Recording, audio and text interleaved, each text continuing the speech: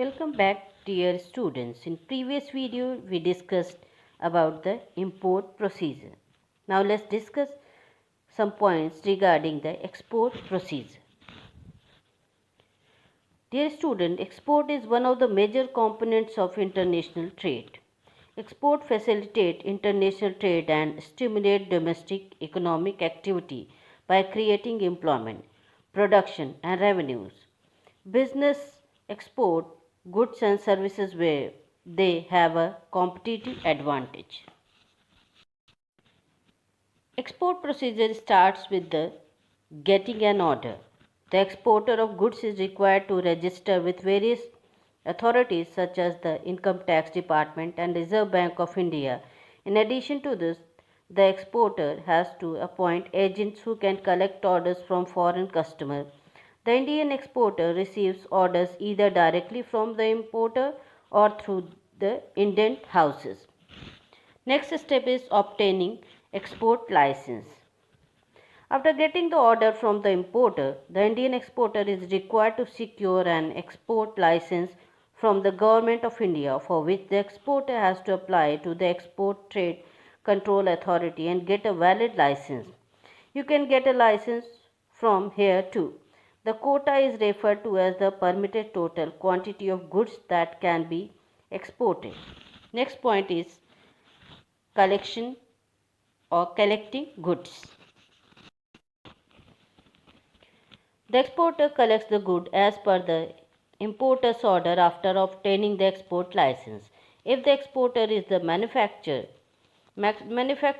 he starts manufacturing the goods as per the order, and if the exporter is a trader, he starts collecting the goods as per the order. Next process is foreign exchange activity.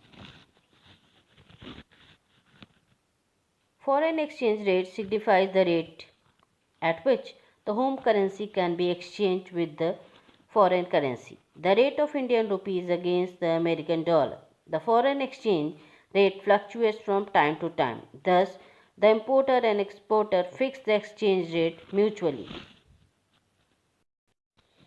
Next procedure is obtaining letter of credit. The exporter of goods generally asks the importer for the letter of credit, or sometimes the importer himself sends the letter of credit along with the order. Next point is obtaining shipping order. The exporter has to contact a shipping company if the goods are to be exported through seaways. An application is made to the company which assures about readiness to reach the goods on a certain date. The details of goods such as the quantity, weight, size, the date of sending the goods, the price, etc. are mentioned in the application. In short, shipping order means an order issued to the captain of the ship by the shipping company to accept the goods.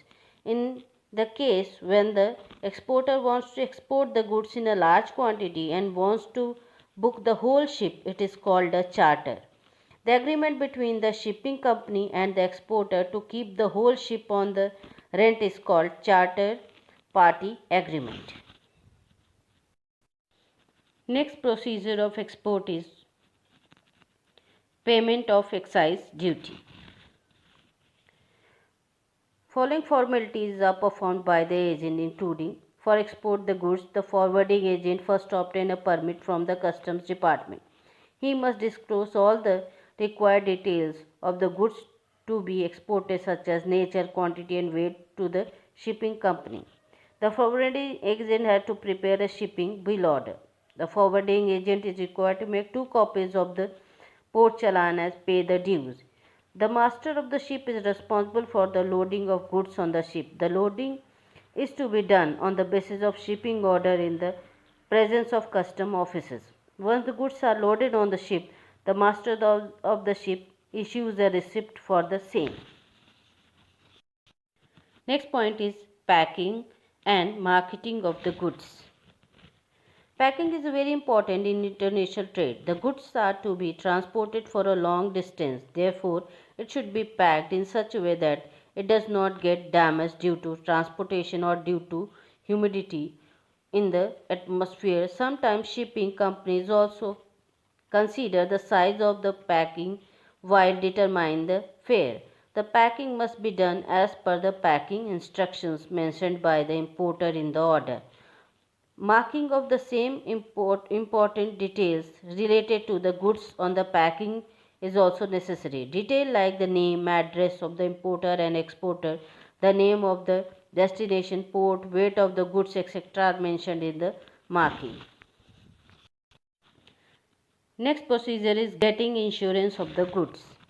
In order to protect the goods against the possible risk in the sea like cyclone, damage in goods due to weather, due to pirates, etc., the goods has to be insured to get economic return, especially it is to be transported through the seaways. An arrangement is made with the insurance company regarding this.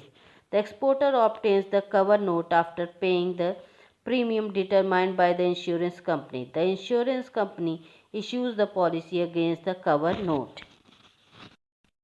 Next procedure is obtaining carting order.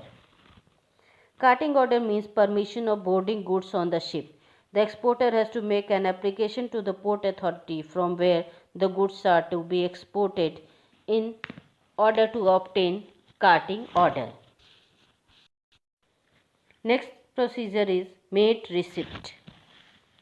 The good is boarded on the ship on the basis of carting order. The representative of the captains of the ship is known as mate. Mate checks whether the goods are as per the shipping bill or not. When the goods are loaded on the ship, a receipt is issued by either the captain of the ship or by his representative certifying the acceptance of goods is called mate receipt. Next procedure is obtaining bill of lading. The Indian exporter of the goods approaches the shipping company and presents the receipt copy issued by the master of the ship and in return gets the bill of lading. Bill of lading is an official receipt which provides the full description of the goods loaded on the ship and the name of the port of destination. Next procedure of export is certificate of origin. The certificate describes the details where the goods are produced is called the certificate of origin. According to the agreement made by different countries, respected countries provide relief on import of excise. In order to get relief under the agreement, a certificate of origin for that particular goods is required. Such certificate can be obtained from trade association, chamber of commerce of the government. Next procedure is consular invoice. When the exported goods reaches in the country of the importer, excise on that goods has to be paid. To make the payment of excise, simple consular invoice is an important document. The consular of importing country is working in the exporting country. The exporter obtains a certificate about the price of the goods from the consular is called consular invoice. The details like quantity of the goods and price are mentioned in it and the excise is collected on the basis of this. Next procedure is sending documents. The Indian exporter confirms that he possesses all necessary shipping documents, namely marine insurance policy, the consular invoice, certificate of origin, the commercial invoice, the bill of lading. Then the exporter draws a bill of exchange on the basis of commercial invoice. The bill of exchange along with these documents is called documentary bill of exchange. The exporter then hands over the same to his bank. Next procedure is collection of money. In order to realize the and proceed of export, the exporter of goods has to undergo specific banking formalities. On submission of the bill of exchange, these formalities are initiated. Generally, the exporter receives payment in foreign exchange. Dear students, just go through the video and revise the topic. In next video, we will discuss role of WTO and GATT. Thank you.